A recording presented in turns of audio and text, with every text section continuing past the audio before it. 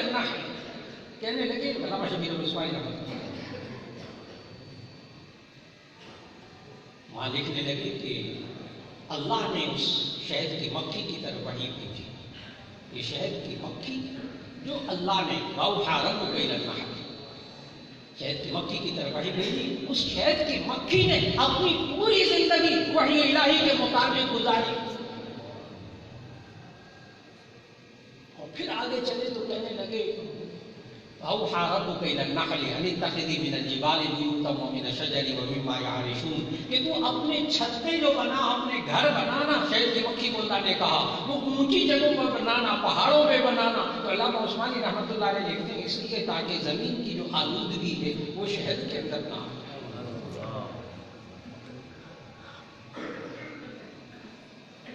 اس لیے اگر آپ چاہتے ہیں, آپ سے مراد آپ علماء اور طلباء, آپ علماء اور طلباء اگر چاہتے ہیں کہ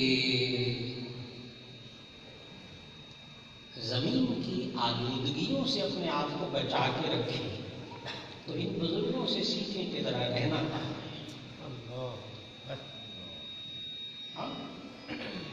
اللہ نے شہد کی مکھی کو کہا ہے زمین پہ گئے چھتے نہیں بنانا, اونچی جگہوں پہ جا کے چھتے بنانا.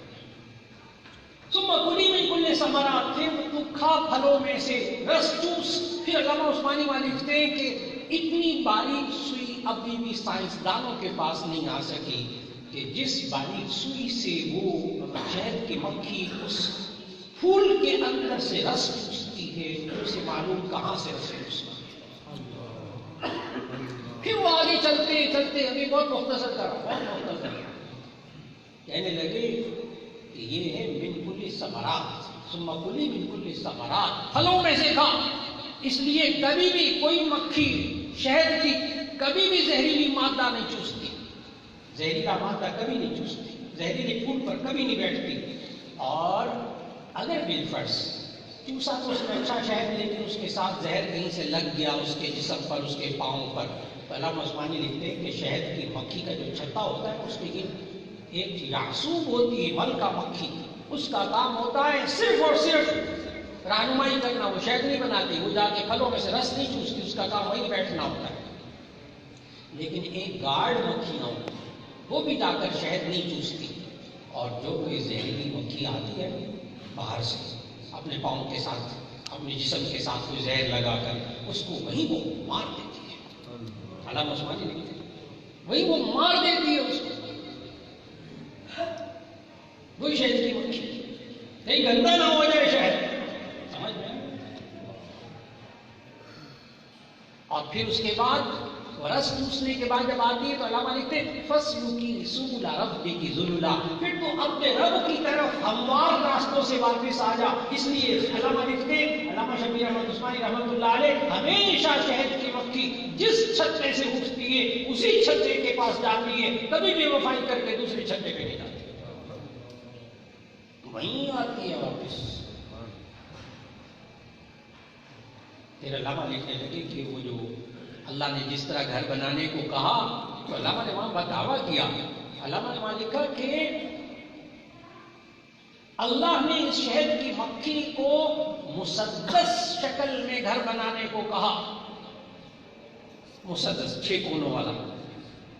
اور جو حضرات جیومیٹری پڑھتے ہیں, الجبرا پڑھتے ہیں یا انجینئرنگ کے ماہر ہیں وہ سمجھیں گے کہ جتنی شکلیں ہیں جیومیٹری کے اندر, انجینئر حضرات جتنی ممکنہ شکلیں بناتے ہیں, صرف اور صرف مسدس ایک شکل ایسی ہے کہ جس کو جوڑ جوڑ کر آپ بہت بڑا چھتا بنا سکتے ہیں. آگے پتہ علامہ کیا لکھتے ہیں, کہتے دنیا بھر میں کہیں چلے جاؤ شہد کی مکھی کا مسدس چھتا ہو.